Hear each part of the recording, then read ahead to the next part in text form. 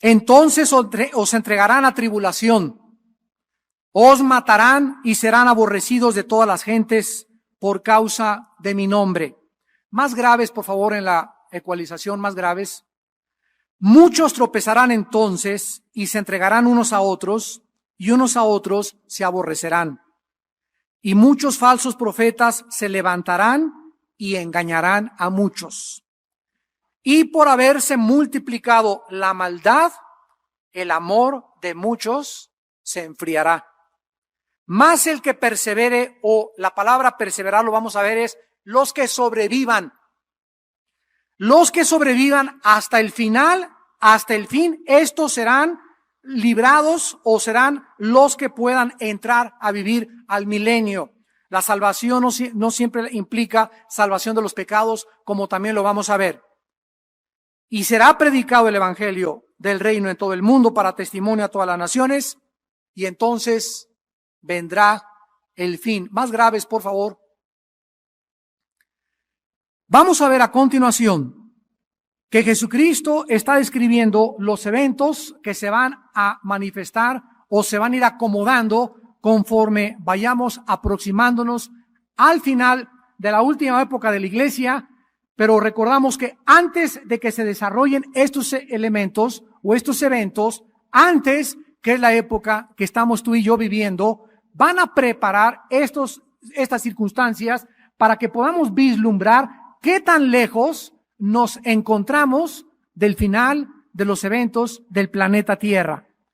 Dice en primer lugar Cristo en el versículo 9 que nos van a entregar a tribulación. Número 1.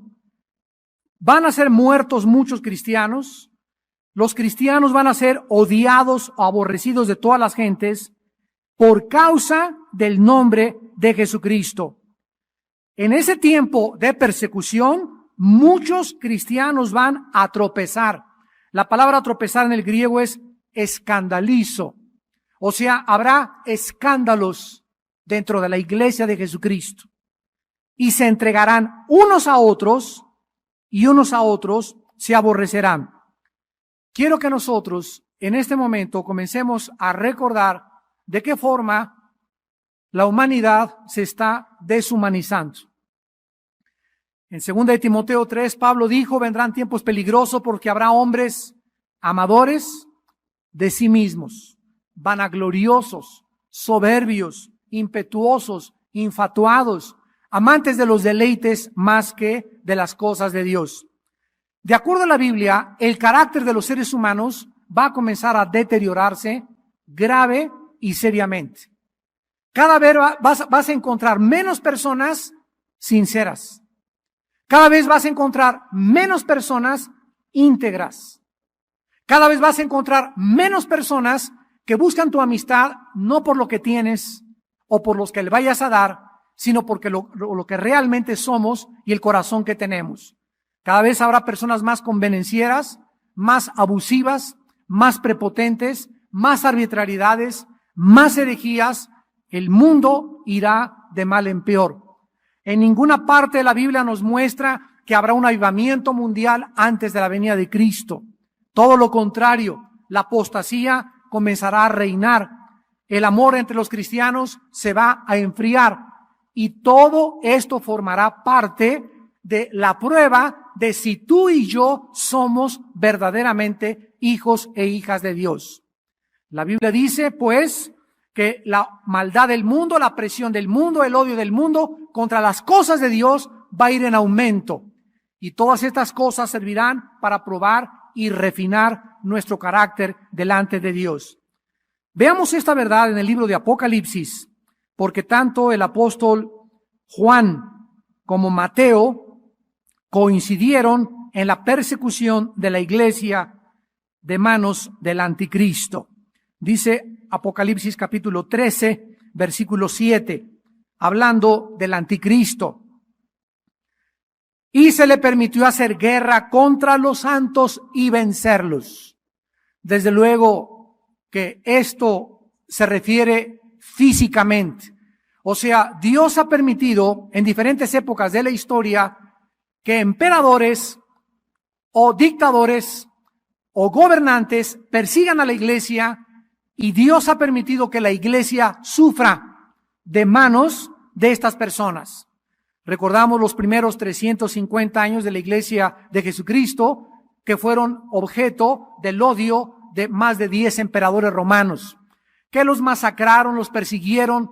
Recordamos los 500 años de la Inquisición española, dirigida por Fray Torquemada, o por el virrey Torquemada, que colgaron, estrangularon, quemaron vivos, los acostaban sobre su orín, sobre sus excrementos, los hacían antorchas vivas a los cristianos, porque no estaban sujetos a Roma ni al Vaticano.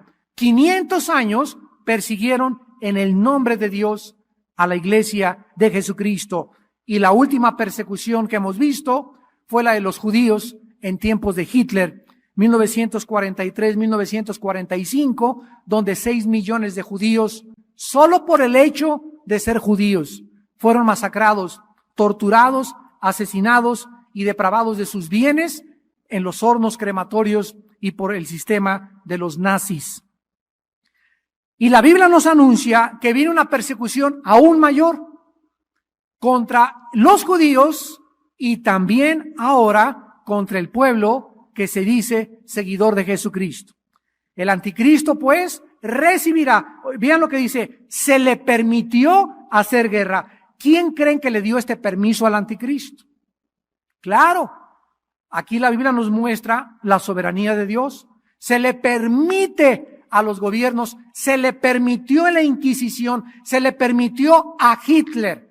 Ahora, la razón que se encuentra detrás de este permiso soberano de Dios, Dios nos lo explica, ¿verdad?, a través de muchos otros pasajes de la Escritura. Yo estoy compartiendo actualmente una serie en la Iglesia del Sur todos los jueves que se llama Dios y el conocimiento del mal. Yo les recomiendo estas conferencias. Dios y el conocimiento del mal. Llevamos como 3 o 4 donde estoy abordando los problemas teológicos más profundos de la existencia del mal en las Sagradas Escrituras.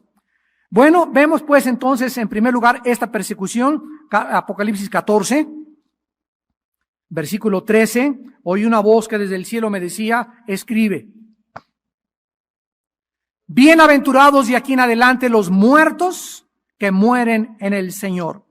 Sí, dice el Espíritu, descansarán de sus trabajos porque sus obras con ellos siguen. Vamos a reflexionar un poco en esta persecución. Tú y yo tenemos que morir. Todos tenemos que morir algún día. A lo mejor tú vas a caer muerto en un avionazo. A lo mejor la semana que entra te machuca un carro. A lo mejor sufres una embolia cerebral, un ataque al corazón. A lo mejor mueres de muerte natural, pero todos tenemos que morir de alguna forma.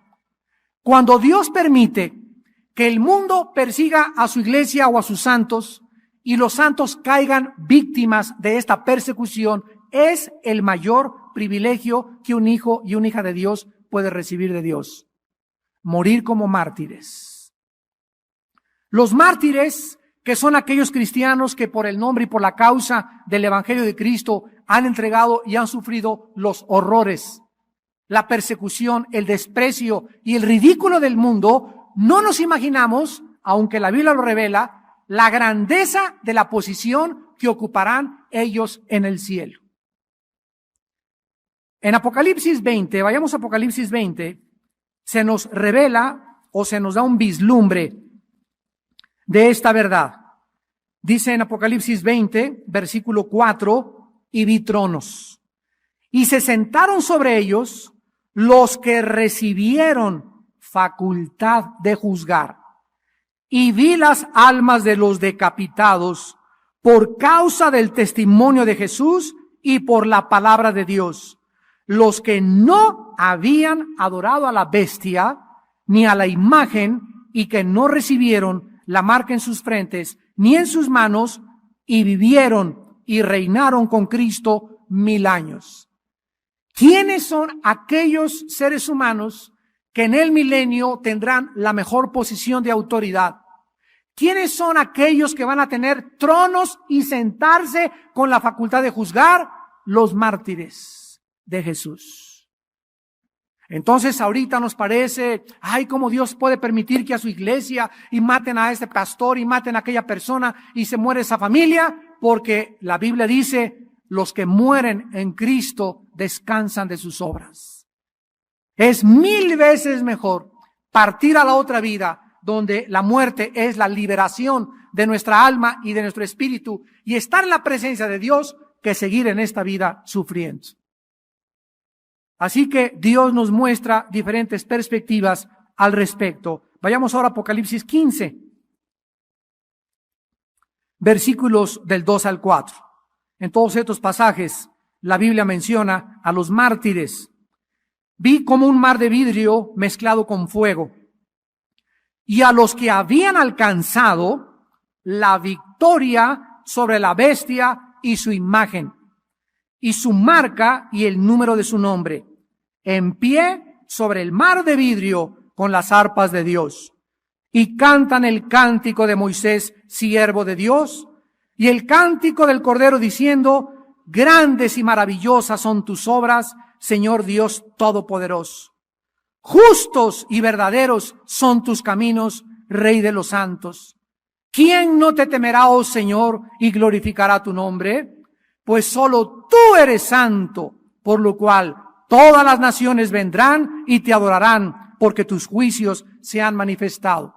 Vemos a esta gran compañía de mártires que morirán, que fueron odiados y perseguidos por el anticristo en el cielo, cantándole y reconociendo cósmicamente la justicia y la santidad de Dios. Justos y verdaderos son tus caminos, oh Rey de los santos. ¿Quién no te temerá y quién no podrá inclinarse delante de ti? Esta es la descripción que la Biblia nos muestra de la iglesia de Jesucristo. Ahora retrocedamos al libro de Daniel, escrito 600 años antes de que esto se escribiera. Porque Daniel, en el capítulo 7, es de los primeros profetas que escribieron acerca del levantamiento del cuerno pequeño, como le llama Daniel al anticristo, y de la persecución del pueblo de Dios durante el reinado del último dictador mundial. Dice Daniel capítulo 7, versículo 21, y veía yo que este cuerno hacía guerra contra los santos y los vencía. Lo mismo que escribió Juan 650 años después de Daniel. Se le permitió hacer guerra contra los santos y vencerlos. Daniel capítulo 8, versículo 24. Y su poder, está hablando del anticristo también, se fortalecerá, mas no con fuerza propia, o sea, es Satanás el que le dará el poder al anticristo y la fuerza que tendrá.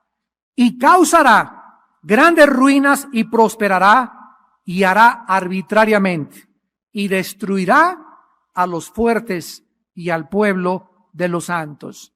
Vemos pues que tanto Daniel como el Señor Jesucristo como el apóstol Juan profetizaron que se acerca el tiempo en la que el mundo adorará al anticristo, se inclinará ante este dictador mundial y el odio del mundo se volverá contra aquellos que siguen la verdad. Si hace 2000 años en una cruz el mundo odió a Cristo y el mundo crucificó a Cristo, ¿qué no harán también con los discípulos de Cristo? En Juan 15 Cristo dijo, si a mí me aborrecieron, a ustedes también los van a aborrecer. Quiero preguntarte antes de pasar al segundo evento en Mateo 24, ¿estás tú actualmente siendo perseguido o perseguida, ridiculizado o ridiculizada por algún miembro de tu familia o amistades por el hecho de que eres cristiano o de que eres cristiana? ¿Eres objeto de persecución, de burlas y de mentiras y calumnias porque el testimonio que tú tienes es tan fuerte que la gente a tu alrededor rechaza inclusive tu amistad por el hecho de que eres cristiano? Si tú no tienes ninguna persona que te persiga por causa de Cristo, no por las deudas que tienes, y no tienes personas que te aborrecen porque eres cristiano, la Biblia dice que no vives cerca de Dios. Porque dice en 2 Timoteo 3:12, todo el que quiera vivir piadosamente padecerá persecución. Filipenses 1:29, y nos es concedido a nosotros, no solo que creamos en el nombre de Cristo, sino también que padezcamos por su nombre. Regresamos a Mateo, y dice Cristo en segundo lugar, versículo 11, que muchos falsos profetas, Mateo 24:11, se levantarán y engañarán a muchos. Una de las claves para descubrir de qué forma está operando el falso espíritu de profecía actualmente en el mundo es que ahorita hay una corriente fortísima dentro de la iglesia de Cristo, donde cientos o miles de cristianos creen que están siendo guiados por profecías. Miren, déjenme darles un ejemplo. Mi esposa y yo acabamos de regresar de la ciudad de Dallas, Texas. Y en una revista cristiana, esto es un botón de muestra de lo que está pasando en el mundo, en la iglesia de Cristo. En una revista cristiana de iglesias hispánicas en Texas, una de las más famosas revistas, me reservo el nombre de la revista, recorté esta página donde tiene una mano pintada. Tiene una mano pintada esta revista y dice así, activando su fe en Dios. No te la acabas con lo que vas a oír. Y dice así, el pastor fulano de tal quiere que ponga usted su mano sobre esta mano. Y atrás vienen las instrucciones de la mano. Número 1, ponga su mano sobre el dibujo de la mano de este pastor, y aquí viene el nombre del pastor, y haga un punto de contacto con la mano. Número 2, escriba su petición sobre el espacio abajo indicado. Aquí atrás hay un cuadrito que dice, mi petición. Número 3, sea parte de la visión de seguir predicando el evangelio y envíe esta carta junto con la mano recortada al pastor, el cual orará por su petición, le regresará la mano ungida con aceite de la unción. Número 5, se le devolverá a vuelta de correo esta misma carta junto con un pañuelo ungido. Y crea ya que Dios ha hecho el milagro. Cuando recibe el milagro, llámenos y haga su pacto, y te ponen aquí 20, 50, 100, 200, 300, 500 o $1,000 de ofrenda. Esto es lo que está pasando en la iglesia de Jesucristo. Y los cristianos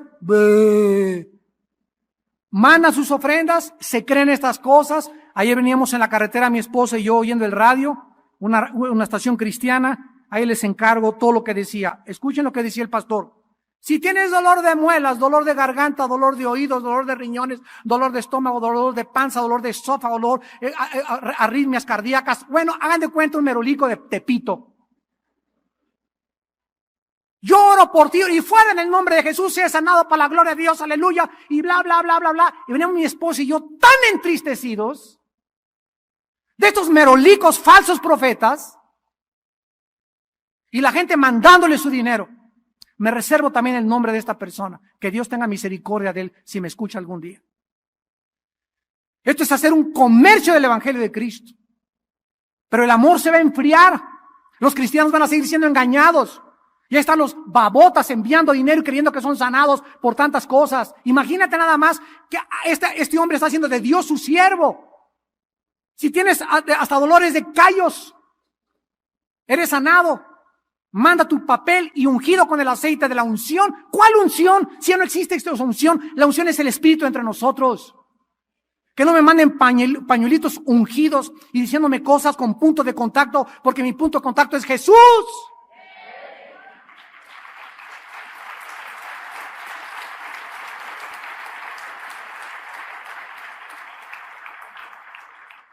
Miren ustedes en el libro de Zacarías, para que no te vayas lejos, está antes de Malaquías. Malaquías está antes de Mateo. En Zacarías 13, el Espíritu profetizó esto, igual que Cristo, de los falsos profetas, que llenarían la iglesia y se infiltrarían dentro de nosotros. Dice Zacarías 13, versículo del 2 al 5, escuchen qué terrible profecía.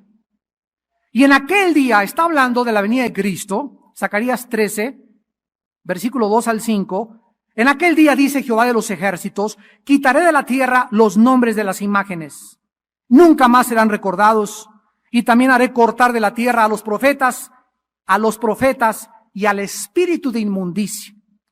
Y acontecerá que cuando alguno profetizare aún, le dirá su padre y su madre que lo engendraron, no vivirás, porque has hablado mentira en el nombre de Jehová, en el nombre de Jehová. Y su padre y su madre que lo engendraron, le traspasarán cuando profetizare. Y sucederá en aquel tiempo que todos los profetas se avergonzarán de su visión. O sea, cuando Cristo venga, Él dijo, ¿hallará fe en la tierra? Cuando Cristo venga, la profecía estará tan degradada y tan degenerada que los falsos profetas ya se fueron con Él. Y se quedaron los falsos profetas engañando a aquellos que no recibieron el amor de la verdad para ser libres. Acontecerá que todos los profetas se avergonzarán de su visión cuando profetizaren y nunca más vestirán el manto velloso para mentir. Ya está la preparación en este tiempo que vivimos de la iglesia. ¿Cómo podrás tú distinguir cuando alguien en el radio, en la televisión, una revista que lees, es verdad? La única cosa que tenemos para distinguir y discernir entre el espíritu de verdad y el espíritu de error es el Espíritu Santo. O sea que tienes que ser lleno del Espíritu Santo para tener esta capacidad de discernir entre lo que es real y lo que es falso, el blanco y el negro, la verdad y la mentira. Y si tú no tienes esta capacidad de ser lleno del Espíritu Santo, vas a ser engañado. Y ahí están en Texas y tal vez en muchas partes también de California, las iglesias hispanas, los hermanos, mi esposo y yo estamos tristes porque los hermanos que mandan sus ofrendas y que creen a estos merolicos de la palabra de Dios son personas y cristianos ignorantes de la Biblia, de la doctrina de la palabra de Dios. Porque ya no se predica la palabra de Dios, ya no hay doctrina casi en ninguna iglesia. Y como son ignorantes, caen fácilmente por su ingenuidad en el error y en la mentira del enemigo. Cristo dijo, se levantarán falsos profetas y engañarán a muchos, y muchos por haberse multiplicado la maldad, el amor se enfriará. En tercer lugar, el surgimiento de la maldad es interesante, porque la palabra maldad, apúntalo ahí en Mateo 24:2. Es la palabra griega anomia. Anomia, que significa sin ley. Es un prefijo que significa sin, y nomia o nomos es ley. Ateo, sin, teos, Dios, Dios. Ateo es sin Dios. Anomia es sin ley. Entonces se va a multiplicar la rebelión. La rebelión de los seres humanos contra la autoridad. Miren ustedes, Dios cuando nos creó y cuando creó a Satanás y a todas las criaturas que ha creado, Dios le puso restricciones a sus criaturas. Restricciones son delimitaciones, son fronteras, porque no somos dioses para hacer lo que querramos. No somos autónomos, somos libres, pero no autónomos. Autónomo significa que yo me gobierno a mí mismo. Y la autonomía es un pecado muy grande contra Dios, porque Él es el único ser autónomo que no le da cuentas a nadie. Yo soy una criatura, no soy autónomo, soy libre, pero no para hacer el libertinaje de mi libertad y hacer lo que me da la gana. Tengo restricciones, tengo limitaciones, y desde que nacemos con ellas. Observen, cuando estabas en el vientre de tu madre, y yo también, nacimos encerrados. Ahí estábamos 9 meses, rodeados como en una cárcel, nadando en el líquido, ¿verdad? Ni un biótico, y nos sacaron del vientre de nuestra madre y nos ponen en otra cárcel, en una cuna. Con barrotes por todos lados. Desde que nacemos, ¿qué cosa? Restringidos, limitados, con fronteras.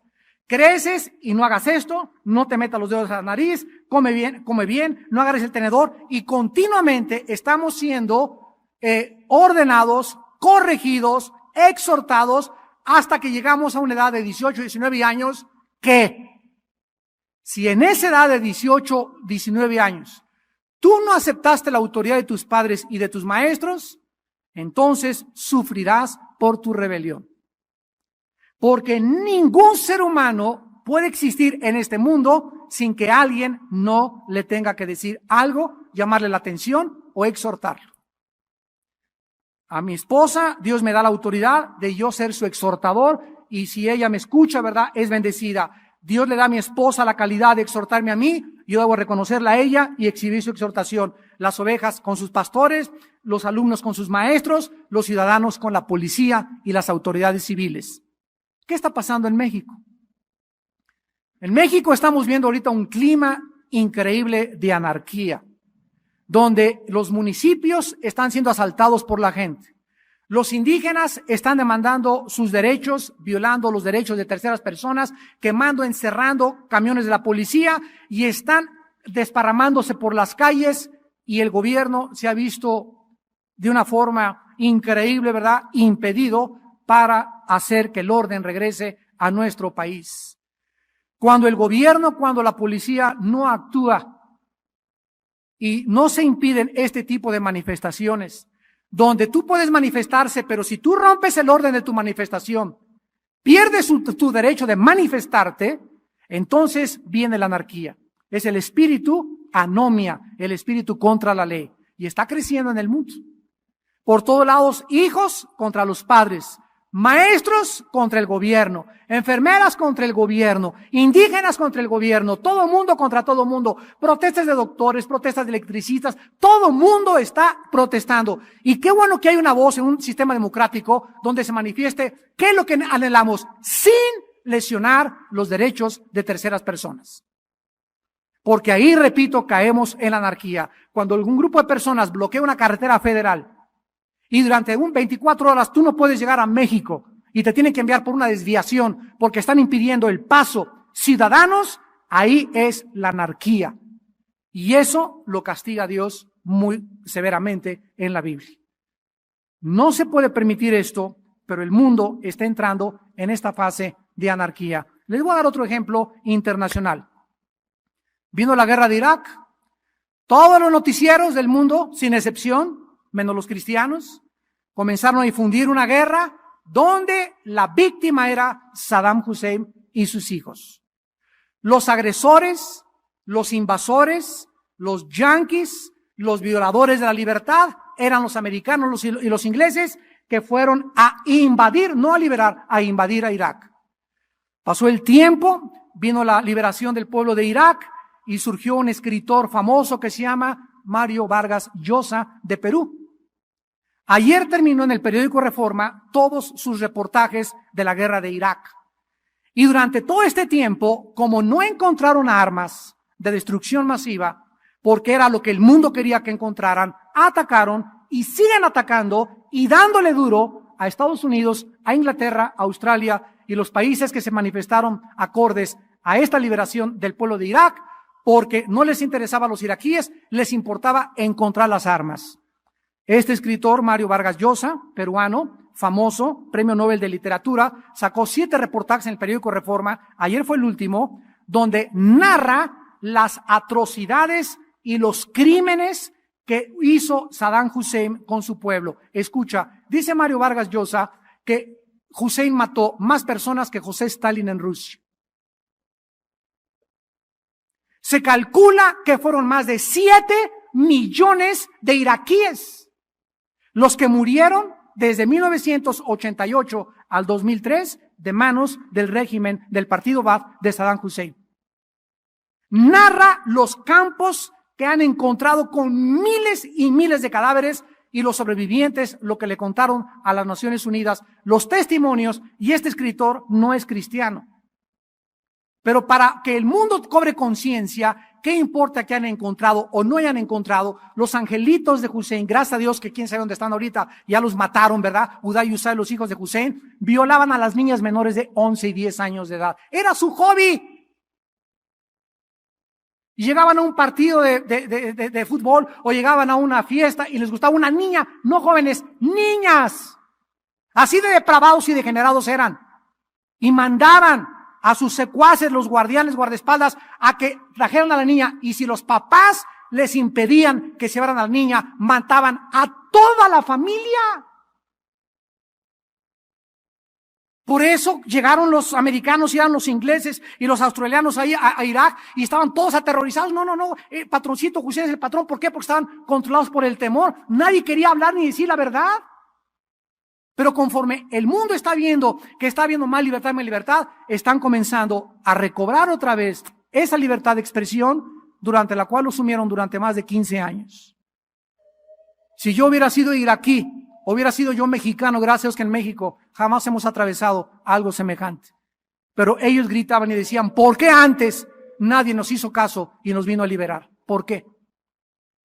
¿Por qué el mundo no oyó nuestro clamor? ¿Por qué el mundo no sabía que estábamos amenazados? ¿Por qué el mundo respondió con una forma tan tardía para venir a quitarnos a este monstruo que teníamos como gobernante y dictador internacional? La Biblia dice que el amor se enfriará y muchos, por haberse multiplicado la anomía, la rebelión en contra de la autoridad, el amor se va a enfriar.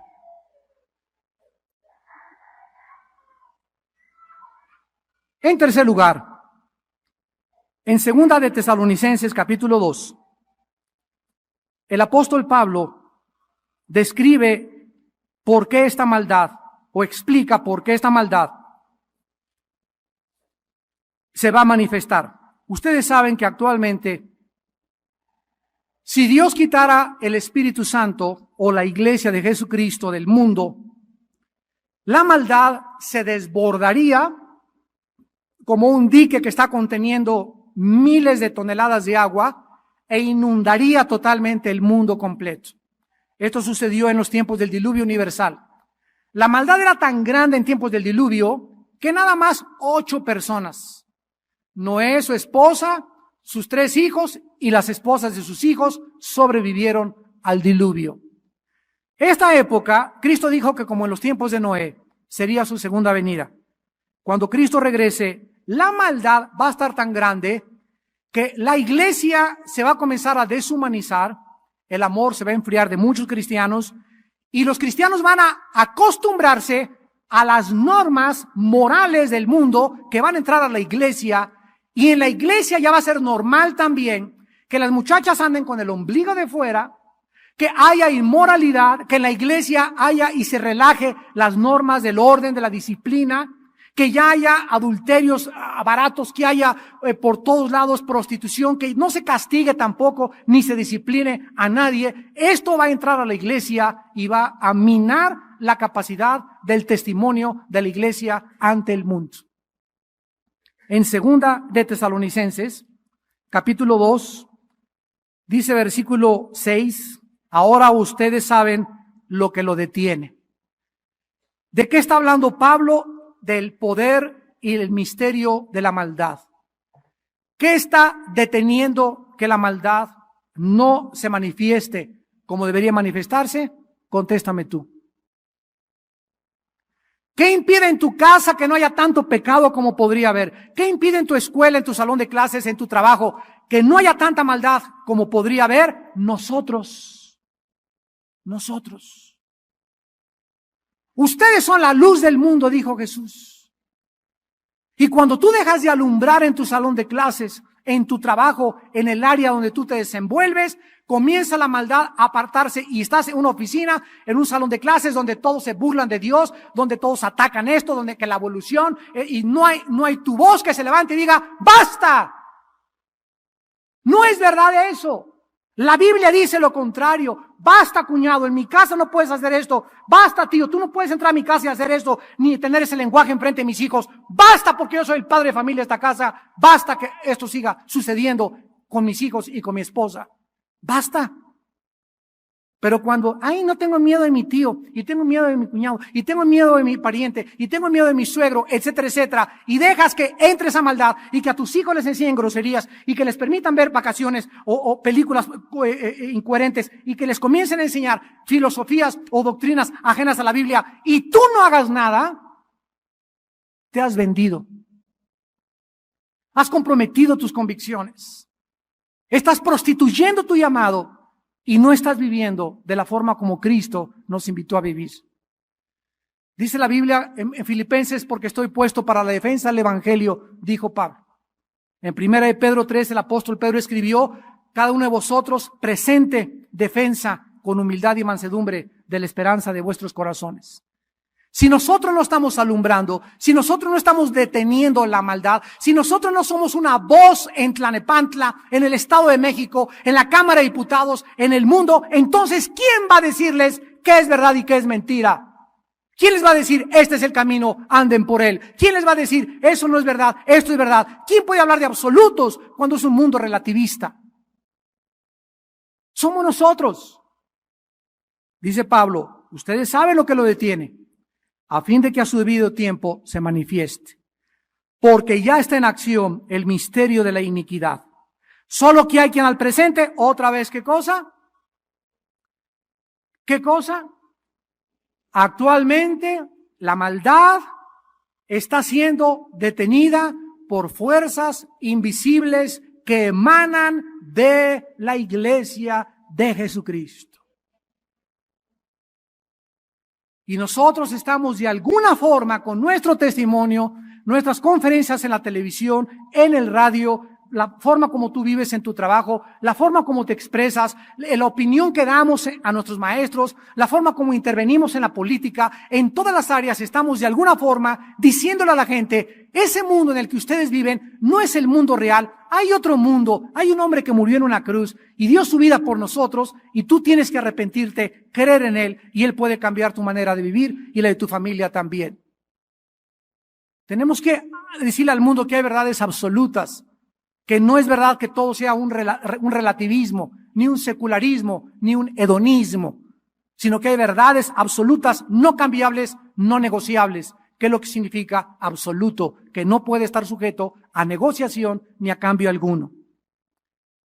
Y dice el versículo 8, y entonces se manifestará aquel inicuo a quien el Señor matará con el espíritu de su boca. O sea que cuando se desborde la persecución y se desborde la maldad en el mundo, nosotros somos sacados cuando comienza la ira de Dios de este mundo.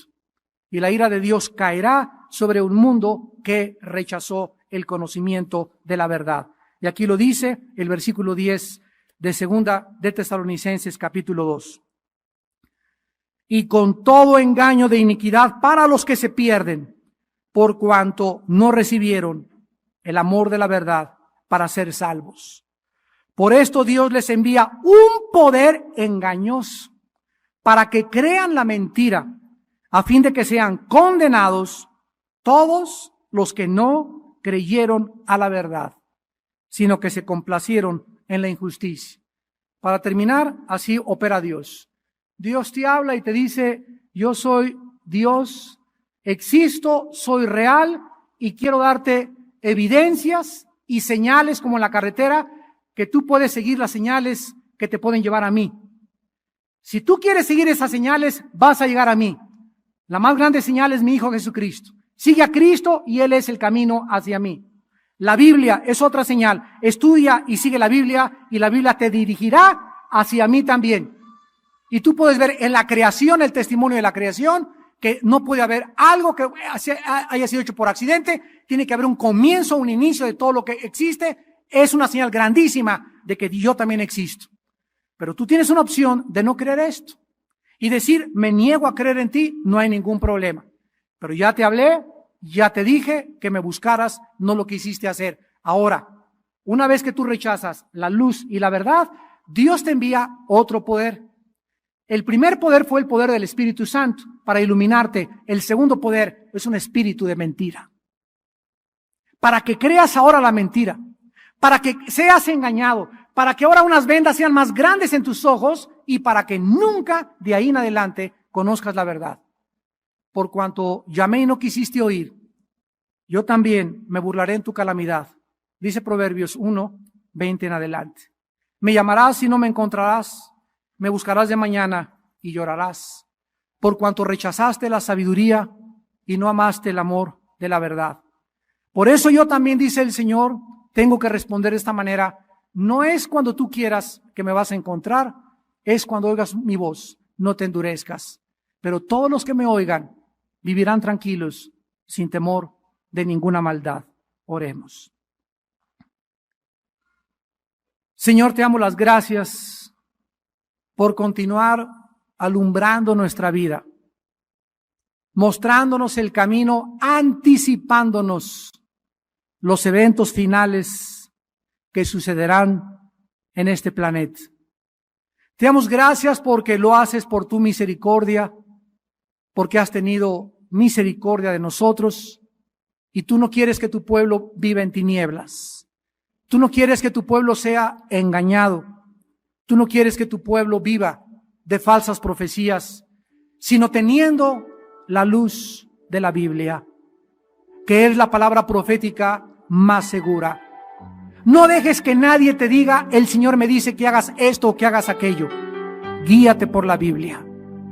No somos guiados por profecías, somos guiados por el Espíritu Santo.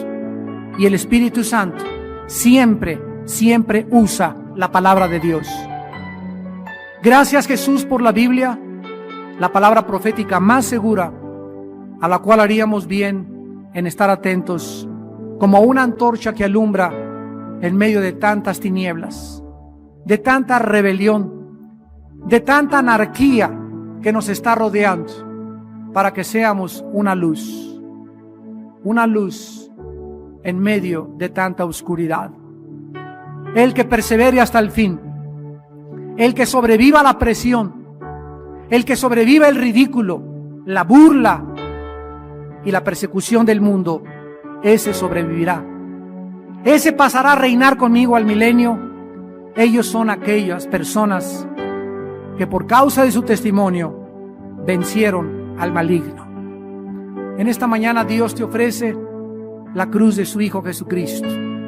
Y en esa cruz Dios dice en la Biblia que Él pagó por tus pecados, que murió y fue enterrado y resucitó a los 3 días. Y que ahora Cristo quiere entrar a tu vida a gobernarla, porque no somos dioses, y a mostrarte la verdad del Evangelio y la verdad de su Padre en las alturas. ¿Qué tengo que hacer? Me preguntarás esta tarde para caminar con Dios, para cambiar mi vida, para poder tener esa luz y caminar en la verdad. La Biblia dice que en primer lugar te arrepientas de tus pecados. Arrepiéntete. Reconoce que has vivido equivocadamente, que tu vida es una vida superficial, una vida vana, una vida centrada en tu ego, en tu persona y no en la persona de Jesús. En segundo lugar, cree sencillamente que Jesús es el Hijo de Dios, que pagó por ti en una cruz, que murió y resucitó a los 3 días y que dio su sangre para limpiarnos de nuestros pecados. Y en tercer lugar, recíbele en tu corazón como tu Señor y como tu Salvador, diciéndole estas palabras. Ahí desde tu lugar, dile en tu corazón: Señor mío, te pido perdón por mi vida, por mi terquedad, mi rebelión, mi ingratitud a todo lo que tú has hecho conmigo. Te pido perdón por mis pecados y te doy gracias porque yo nunca hubiera podido pagarlos con ninguna buena obra que hubiera podido hacer. Gracias porque me los perdonas, tampoco porque yo sea una persona buena, porque no lo soy, sino por causa de la sangre de tu Hijo Jesucristo.